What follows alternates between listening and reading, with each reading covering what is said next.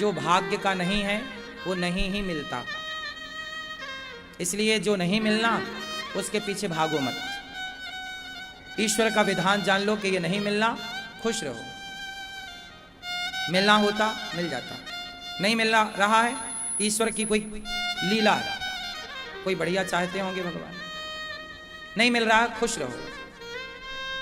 आप लोग ना बड़े परेशान हो जाते हो, महाराज जी बेटा तो होना ही चाहिए होना चाहिए।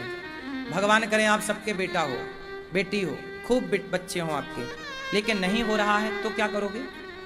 डॉक्टरों को भी तो बहुत दिखाया, बहुत पूजा पाठ भी करी, मन्नतें भी मांगी, नहीं हुआ, अब क्या करोगे? रोने से भी क्या होगा? रो के भी क्या पाओगे? रो तो रहे हो।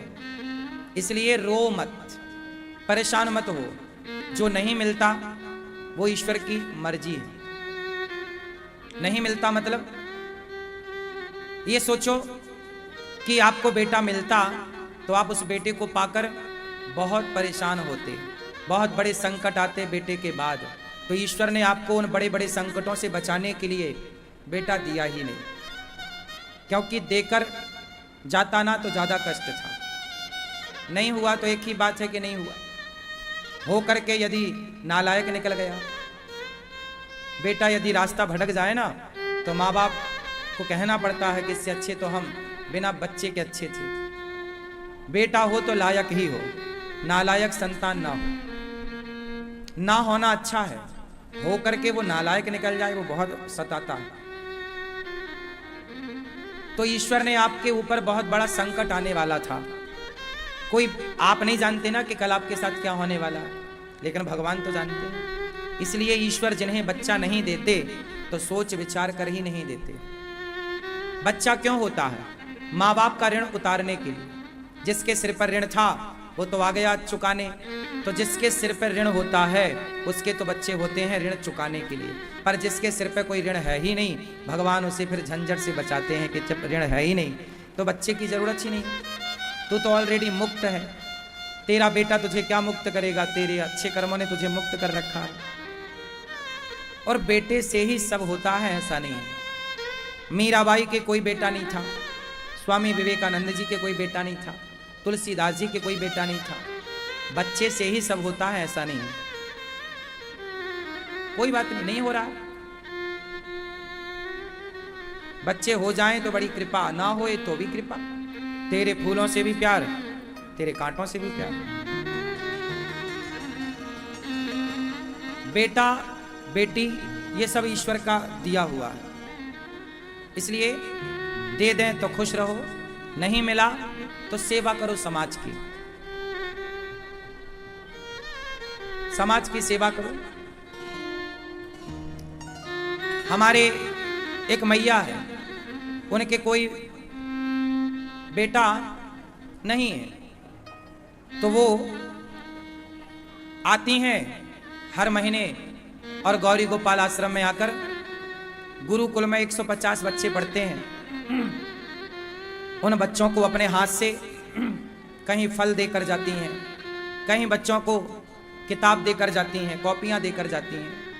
किसी ने पूछा कि माता जी आप इतना सेवा क्यों करती हो?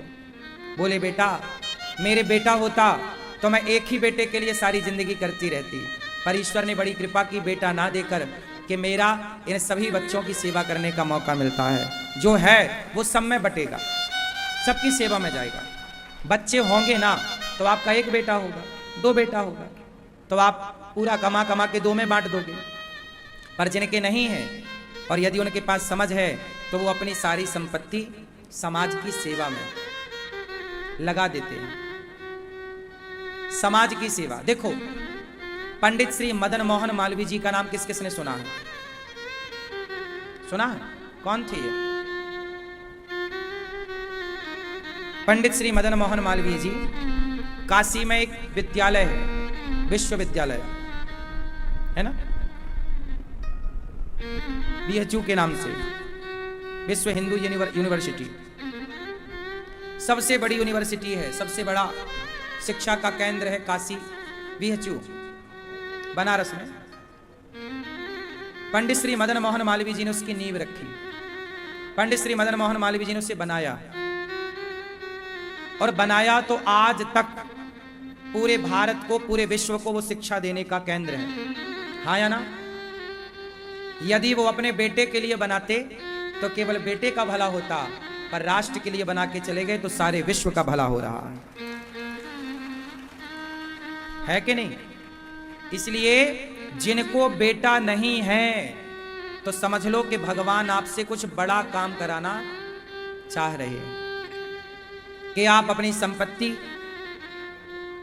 आप किसी वृद्धाश्रम को गोद ले लो, गौशाला को गोद ले लो और अपनी सारी संपत्ति से गौ माता की सेवा स्टार्ट करो, वृद्ध माओं की सेवा स्टार्ट कर दो, अनाथ बच्चों की सेवा स्टार्ट कर दो, बेसहारा बच्चों को पढ़ा लिखा करके काबिल बनाओ। आप पढ़ाते तो अपने ही औलाद को पढ़ाते ना, बेटा होता तो। अपनों के लिए तो कुत्ता बिल्ली भी प्रयास करते हैं, लेकिन जो सभी के लिए जिए, सभी के लिए भला करे, वो इंसान के रूप में कोई भगवान ही होता है, कोई देवता होता है, कोई भला व्यक्ति होता है ना? तो भगवान की सेवा में लगे। इसलिए बेटा नहीं है इस बात से दुखी नहीं होना। जिनको बेटा नहीं है वो बिल्कुल परेशान ना हो। अनिरुद्धाचार्य को आप अपना बेटा मान लो, हम आप सबके बेटे हैं, परेशान होने की आवश्यकता नहीं।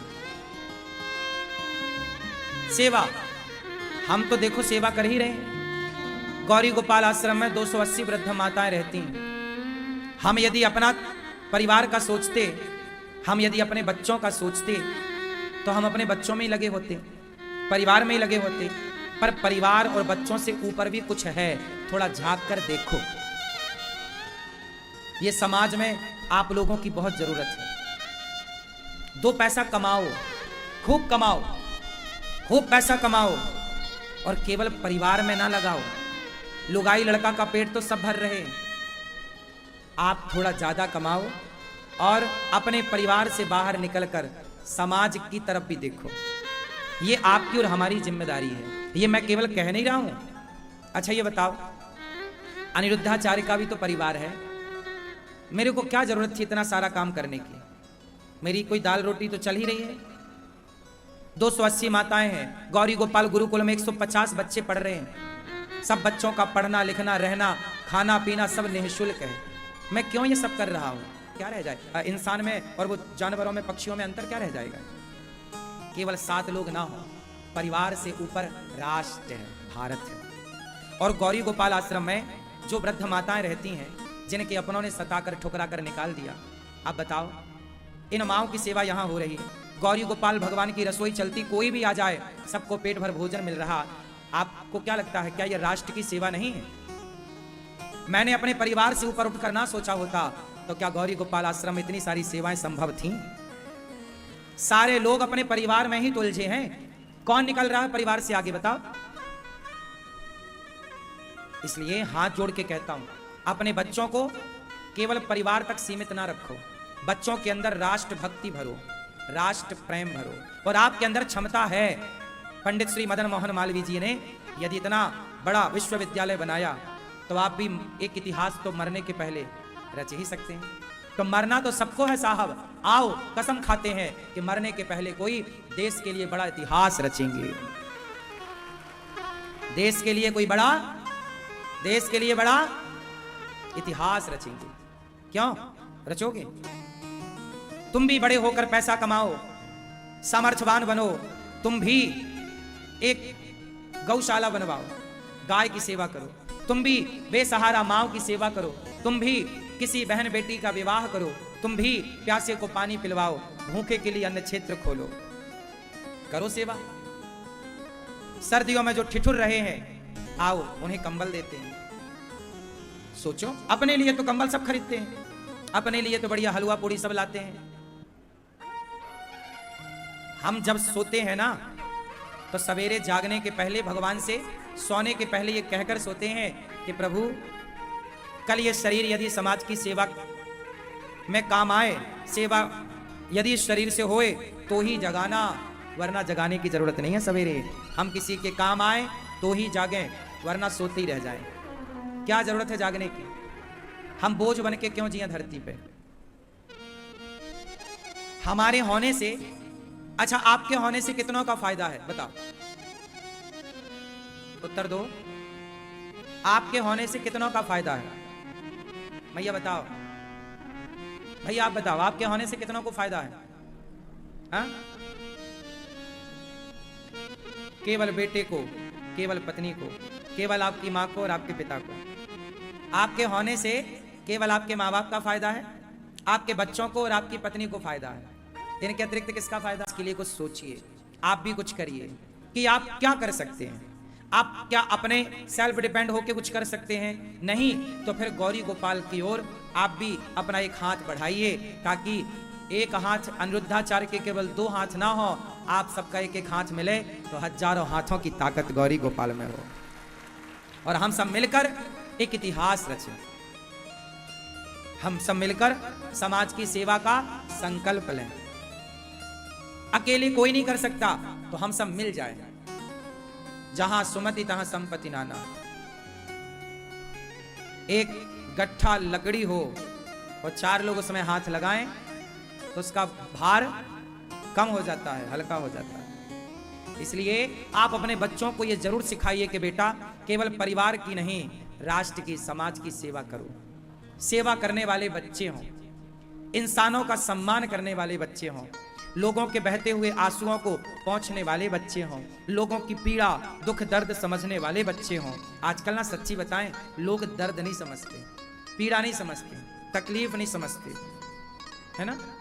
लोग आजकल निर्दयी जैसे होते जा रहे हैं, निर्दयी, निर्मम।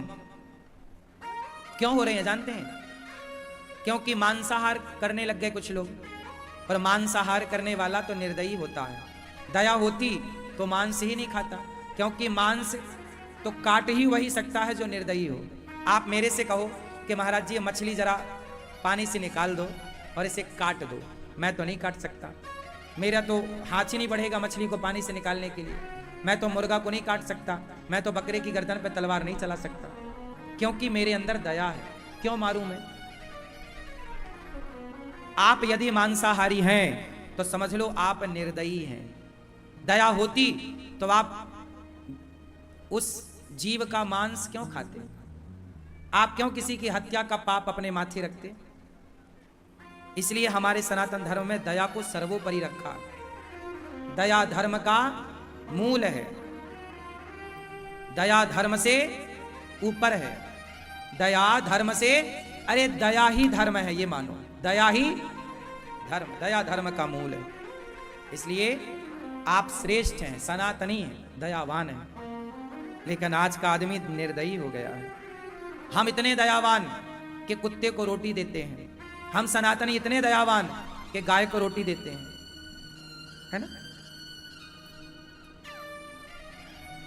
दया सनातनियों में रही कि वो माता की पूजा करते हैं, पिता की पूजा करते हैं, पर कम से कम एक माला का अभ्यास तो ना छूटे, जरूरी है। नाम की बड़ी महिमा है। अच्छा एक बात बताओ, कोई जुआनी लोग जुआ खेल रहे हो, आपके गांव में ना कुछ लोग गांव के बाहर कहीं के जुआ खेलते होते हैं, कोई जुआ खेल रहा हो और कोई आवाज, अरे पुलिस पुलिस पुलिस का नाम सुनते ही जुआनी भाग जाते हैं कि नहीं? हाँ या ना? बोलो हाँ, बोलो हाँ, मैया बोलो हाँ कि ना। जुआ खेलने वाला व्यक्ति पुलिस का नाम सुनते ही भाग जाता है। सोचो कि जब पुलिस का नाम इतना पावरफुल है कि पुलिस का नाम सुनकर जुआड़ी भाग गए, तो पुलिस का नाम सुनते ही चोर भाग गए। चोर भाग जाते हैं ना, चोर उचक्के भाग गए, जुआड़ी भाग गए पुलिस का नाम सुन के, तो भगवान का नाम सुन के भी अंदर के जितने काम क्रोध लोभ मोह के चोर बैठे हैं आपके भीतर, वो सारे भाग जाते हैं। नाम लेते ही अंदर जितने आपके भीतर चोर क्या है, काम क्रोध लोभ मोह, ये सब चोरी से तो आते हैं, आपको परेशान करते रहते हैं, ये चोर ही तो हैं। तो ये चोर लोग भी भगवान का नाम लेते ही, इसलिए काम उन्हें नहीं सताता जो राम की शरण में है, क्रोध उन्हें नहीं सताता जो राम की शरण में है, लोभ उन्हें नहीं सताता। हनुमान जी के पास बताओ, हनुमान जी किनकी शरण में है? जोर से बताओ, हनुमान जी को काम सताता है?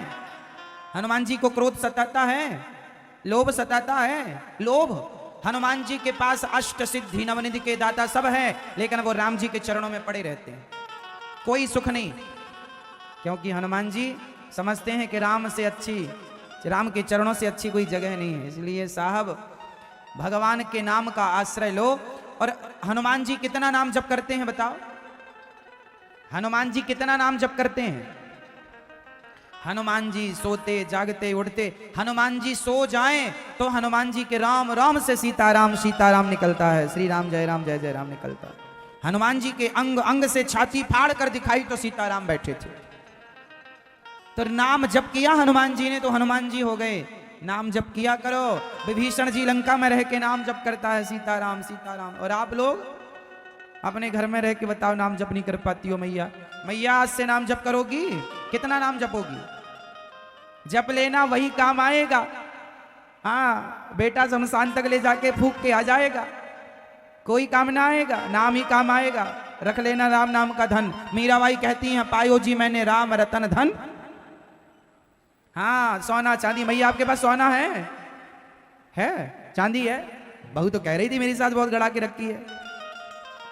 काम ना आएगा, गड़ा रह जाएगा सब। सोना चांदी हीरा मोती सब रह जाएगा, सब छोड़ना पड़ेगा। तुम पहने पहने मर जाओगी तो बहू उतार लेगी, क्या करे, उतारनी पड़ेगा। हमारी माताएं मोटे मोटे चांदी का पाँव में पहनी रहती ना बेड़ियां, उतार दो जीते जी, वरना मरने के बाद काटने में पाँव ना कट जाए तुम्हारा। तुम मरो बस सारा उतार लिया जाएगा, सोना हो चांदी हो, और खाली जाओगी फिर वहां शमशान में। वहां कौन जाएगा? वहां राम नाम का धन जाएगा। धर्मानुगो गच्छति जीव ये कहा। पायो जी मैंने, मैया कौन सा धन साथ जाता है? जोर से, कौन सा धन? मैया बताओ मेरी माँ। राम नाम का नहीं हिलने चाहिए, मुंह नहीं खोलना चाहिए, और बोलना श्रीमन्नारायण। बोलो श्रीमन्नारायण अंदर। अब आपका मुंह नहीं चल रहा है, होंठ नहीं हिल रहे हैं, लेकिन आपके अंदर श्रीमन्नारायण का जाप चल रहा है। मुंह खोलने से जो श्रीमन्नारायण बोला गया उससे श्रेष्ठ ये नाम है जो आपका मुंह बंद है और आप नाम जप चल रहा है। अब मैं आपसे बात कर रहा हूं ना, तो भी मैं आपको ये सुना रहा हूं, तो भी मेरे अंदर श्रीमन्नारायण चल रहा है। जैसे हम बात करें या सो जाएं, हमारा दिल तो धड़कता ही है ना, वो तो बंद नहीं होता। उसी तरह दिल की धड़कन की तरह आपके हृदय में पहले वाणी से नाम जप होगा, फिर चुप होकर मौन नाम जप होगा, फिर वो नाम जप मुंह से उतर के कंठ में जाएगा, फिर कंठ से आवाज आएगी, आप ही सुन पाएंगे, फिर वो आवाज हृदय तक पहुंचेगी, फिर आपका दिल, आपका हृदय नाम जप करने जब ये अभ्यास से स्थिति आएगी, इतने जल्दी नहीं आएगी। नाम उतरता है पहले वाणी से, फिर कंठ, फिर हृदय तक जाएगा नाम। फिर जब हृदय तक पहुंच जाएगा ना, तो आप सोएंगे तो खर्राटे में, जैसे लोग खर्राटे में आवाज आती है ना, डरवनी डरवनी, वो आवाज ना आकर खर्राटे में भी कई लोग बड़बड़ाते हैं ना सोते में, तो जो बड़बड़ाना है या खर्राटे, उनमें भी जब आपके अंदर से श्रीमन्नारायण की ध्वनि निकलने लग जाए, समझ लेना हृदय तक नाम जब चला गया। हृदय में जाएगा तो आप बड़बड़ाएंगे तो रामकृष्ण नाम ही बड़बड़ाएंगे, श्रीमन्नारायण ही निकलेगा, आपसे कुछ नहीं निकलेगा। हाँ, क्योंकि वो हृदय तक पहुंच गई ना बात। और फिर एक श्रेष्ठ नाम जप होता है, हृदय से नीचे नाभि तक जब पहुंच जाए, जब यहां चला जाए तो जाकर के फिर जैसे जनाबाई के ओपले भी विठ्ठल विठ्ठल बोलते थे। जानते हैं, महाराष्ट्र की एक मैया है जनाबाई, वो ओपले बनाती। ओपले जानती हो मैया? कंडे, गाय का गोबर ऐसे थाप देते हैं, सूख जाता। वो गोबर थापती थी, तो उसके गोबर कोई कान में लगाकर सुने तो उसके गोबर से, सूखे कंडों से, ओपलों से विठ्ठल विठ्ठल की ध्वनि सुनाई पड़ती थी। वो नाम जप की स्थिति ऐसी है कि जैसे कोरोना एक को छू लेने से दूसरे को हो जाता है, उसी प्रकार आप जिसे छू देंगे वो भगवान का नाम जप करने लग जाएगा, वो जड़ वस्तु ही क्यों ना हो। आप पत्थर को स्पर्श कर देंगे तो पत्थर भी ध्यान से सुनने पर उससे भी नाम ध्वनि सुनाई पड़ेगी। ये नाम जप के वाइब्रेशन है। ये नाम जप की आप हल्के में ना लेना नाम जप को। तुलसीदास जी ने केवल सीताराम जपे हैं पूरी जिंदगी, कबीरदास जी केवल राम सीताराम जपे हैं पूरी जिंदगी, कुछ नहीं जपा इसके अतिरिक्त। नाम जप में बड़ी ताकत है साहब। विडंबना यही तो है। विकास इसलिए तो नहीं हुआ देश में, भारत में, कि यहां अच्छी सोच रखने वाले कम हैं, नेगेटिव सोच रखने वाले ज्यादा, नेगेटिविटी वाले ज्यादा, नकारात्मकता, उल्टी सोच। खुद कुछ करेंगे नहीं और कोई कुछ करेगा तो उसका पांव पकड़ पकड़ के खींचेंगे, व्यर्थ का समय बर्बाद करेंगे निंदा चुगली में। क्या करना हमें? सुनो क्या बातें होती हैं समाज की, वो सुना रहा। आत्मदेव जी पंडित जी थे, बैठे थे। अच्छा, उनके कोई संतान नहीं थी, बेटा नहीं था। और आजकल जिसके बेटा ना हो ना, उसको तो रिश्तेदार, सास, पड़ोसी, पड़ोसन जीने नहीं देते। अरे तुम्हारी बहू के तो बेटा नहीं है। और खासकर ये बूढ़ी बूढ़ी माताएं, ये तो खाली पी ली और बस इस घर में उस घर में उस घर में ये हाजमौला नहीं खाती 2 रुपए का खरीद के, 4-6 घर घूमती हैं और पंचायत करती हैं। और पंचायत भी क्या, बहू के है कुछ है नहीं, कुछ नहीं। अरे राम राम, 6 साल हो गए शादी के, कुछ तो होना चाहिए। लो अब यही पंचायत चल रही है, कुछ नहीं हुआ। लो अब देखो, इस घर से पूछ लिया बहू के है नहीं, कुछ नहीं है। अब दूसरे घर में गई, सुनो फलाने की बहू के 6 साल हो गए, कुछ नहीं है। संवाददाता बनी फिर रही है, सबको न्यूज देती है। बुढ़ापा आ गया, बाल पक गए, दांत गिर गए, ये नहीं कि राम राम जपे, भगवान का चिंतन करे, स्वर्ग जाए, नरक जाने की तैयारी पे लगी है बुढ़िया। बुढ़ापा तो ना बिगाड़ो अपना, पंचायत करके प्रपंच करके। हमारा कोई नुकसान नहीं है, आपका नुकसान है। लोक परलोक दोनों बिगड़ेगा, इन बातों से कोई सार नहीं है। और सुनो, किसी की बहू के बेटा होए ना होए, तुम्हें क्या करना, तुम्हारी बहू के तो है ना, तुम क्यों नहीं दूसरों को जीने दे रही हो। एक बहन बोली, अरे फलाने की बहू के बेटा नहीं, अरे तुम्हारी बहू की तो है, 2-2 4-4, तुमने कौन सा गढ़ जीत लिया। अरे भगवान ना करे, देखो कई बार डॉक्टर कह देता है कि ये स्त्री कभी मां नहीं बनेगी। कई बार डॉक्टर पुरुष को कह देता है ये पुरुष कभी पिता नहीं बनेगा, क्योंकि शारीरिक कोई कमियां रह जाती हैं। तो बताइए, इसमें उस पुरुष की और उस स्त्री की क्या गलती है। क्या किसी अंधे को देखकर आप हंसेंगे, क्या लंगड़े को देखकर आप हंसेंगे। यदि आपने किसी को देखकर हंसी उड़ाई तो कल आपकी भी हंसी उड़ेगी। याद रखना, ईश्वर के घर देर है, ईश्वर हर चीज नोट करता है। इसलिए किसी स्त्री के बेटा नहीं हो रहा है तो उसका धैर्य बंधाना चाहिए, ना कि तेरे बेटा नहीं है। उसको हर जगह कुछ लोग ना जलील करते रहते हैं, उसको हर जगह उसकी इंसल्ट करते रहते, अरे इसके तो बेटा नहीं है। कई लोग कहते हैं इसका तो बेटा नहीं है, इसका तो मुंह नहीं देखना चाहिए। राम राम राम, ऐसी गंदी गंदी तुम बातें भी कर लेते हो। अगले सुनो, थोड़ा दिन और रुको, तुम यदि ऐसा शब्दों का प्रयोग करोगे ना कि इसका तो मुंह नहीं देखना चाहिए, बेटा नहीं है, तुम्हारे कुल में भी कोई ऐसी होगी कि उसका भी कुछ नहीं होगा, क्योंकि तुम दूसरों का मजाक उड़ा रही हो ना। हर जगह तुम्हें लग रहा है कि हम बहुत अच्छी हैं, हमने तो 2-2 बच्चा पैदा कर लिया। अरे भाई, कौन समझाए ये दुनिया को कि बेटा बेटी पाने से कोई महान नहीं होता। मीराबाई के भी कोई बेटा नहीं था, तो क्या उसका मुंह लोग नहीं देखते थे ना जी। ये बातें लोग इसलिए करते हैं क्योंकि वह लोगों का अपमान करना चाहते हैं, इंसल्ट करना चाहते हैं। मीराबाई के कोई बेटा नहीं था, लेकिन आज मैं अपनी वाणी से मीरा का नाम लेता हूं तो मेरी वाणी पवित्र हो जाती है मीरा का नाम लेने से। मीरा को गुरु आप बना लेंगे तो आपका सब बन जाएगा। मीरा जैसी नारी, जो नारी जात को पवित्र करने वाली मीरा है, ऐसी मीरा के कोई बेटा था तो नाम बताओ। मेरी माँ, बेटा पाने भगवान करे आपके बेटा हो, पर नहीं हो तो परेशान होने की जरूरत नहीं है। जो भगवान से संबंध रख लेता है उसे फिर किसी से संबंध रखने की कोई जरूरत नहीं होती। ये फॉर्मेलिटियां हैं। अरे बेटा बेटी होना, ये तो सबके, चिड़िया के भी बच्चे होते हैं भाई, कुत्ता बिल्ली के भी होते हैं, तो बच्चे किसी के नहीं। भगवान से प्यार करो, भगवान के नाम से प्यार करो, खूब नाम जपो, कथाएं सुनो, बकवास ना करो। इससे तुम्हारा मन अशांत होता है, इससे तुम्हारे हृदय में अशांति आती है, मन और चलायमान होता, चंचल होता है। कथाएं सुनने से मन शांत होता, शांति मिलती है। तो व्यर्थ की बकवास ना किया करो, इस बात का विशेष ध्यान रखना चाहिए। आत्मदेव जी बड़े परेशान हो गए और घर छोड़ के चले गए जंगल। अब मर जाएंगे जी के क्या। कई लोगों ने लोगों को इतना परेशान कर देते हैं, इतना कि लोग कहते हैं मर जाना अच्छा है। और मैं आप लोगों को, जिनके बेटा नहीं है वो लोग ध्यान से सुने, आप लोग बिल्कुल परेशान ना हुआ करिए। ईश्वर ने आपको बेटा भले ना दिया हो, कोई बात नहीं, भगवान ने आपको बेटा इसलिए नहीं दिया कि आपके सिर पे कोई ऋण नहीं था और बेटे की चाहत है। तो मीराबाई के भी कोई बेटा नहीं था। जगन्नाथ भगवान का नाम किस किसने सुन रखा है? जगन्नाथ जी का नाम सुना आप लोगों ने? अच्छा, कुछ लोगों ने नहीं सुना, तो सुनो। जगन्नाथ जी की स्थापना इंद्रद्युम्न नाम के राजा ने की थी, उनके भी कोई बेटा बेटी नहीं था। एक दिन जगन्नाथ जी प्रसन्न हो गए, बोलो राजन आपको क्या चाहिए? इंद्रद्युम्न और उनकी पत्नी का नाम था गुंडीचा। कहा क्या चाहिए आपको? आपके कोई पुत्र नहीं है, मैं आपको पुत्र देता हूं। गुंडीचा माता रोती हुई बोली, प्रभु आप ये मत कहो कि मेरा कोई बेटा नहीं है। भगवान बोले, मैं तेरे भाग्य को देख रहा हूं मां, कोई बेटा नहीं है, मैं तुम्हें बेटा देकर प्रसन्न करना चाहता हूं। गुंडीचा बोली, प्रभु मेरे 3 बच्चे हैं। कौन कौन?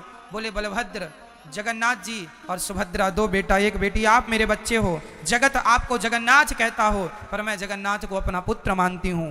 आज तक भगवान जगन्नाथ जी उनके नाम का श्राद्ध करते, पिंडदान श्राद्ध पक्ष में करते हैं। अरे जमाने बेटा नहीं हुआ कोई बात नहीं, भगवान तो आपके हैं। एक सज्जन के बेटा नहीं हुआ तो उन्होंने एक बच्चे को गोद ले लिया और गोद लेके सारी प्रॉपर्टी उसके नाम कर दी। उस बच्चे ने लात मार के माँ बाप को घर से निकाल दिया, पूरी संपत्ति कब्जा कर लिया। अब माँ बाप रो रहे हैं। हमने पूछा क्या हुआ? महाराज जी बच्चा नहीं था, गोद ले लिया बच्चे को, सारी संपत्ति लेके घर से निकाल दिया। हमने कहा भगवान ने तो तुम्हें सुखी बनाया था, तुम खुद दुखी हो गई तो उसमें भगवान का क्या दोष है? भगवान यदि तुम्हारे भाग्य में होता तो दे ही देता, जब दिया नहीं तो खुश रह के भगवान का चिंतन करते, अपनी संपत्ति भगवान की सेवा में लगाते। अब लो ले लिया, बेटे ने लात मार के निकाल दिया। भगवान ने तो तुम्हें दुख से बचाया था, तुम ही ज्यादा होशियार बने तो भोगो अब अपने कर्मों का दंड। ज्यादा होशियारी तुम्हारी चलती है कि बेटा तो चाहिए। काहे के लिए चाहिए? एक सज्जन से हमने पूछा बेटा क्यों चाहिए? अरे महाराज जी मर जाएंगे, आग कौन लगाएगा? हमने कहा पगले आजकल मशीनें आ गई, एक तरफ से डालो दूसरी तरफ राख निकलती है, कहाँ आग वाग के चक्कर में पड़े हो? तुम मरो तो सही, जमाना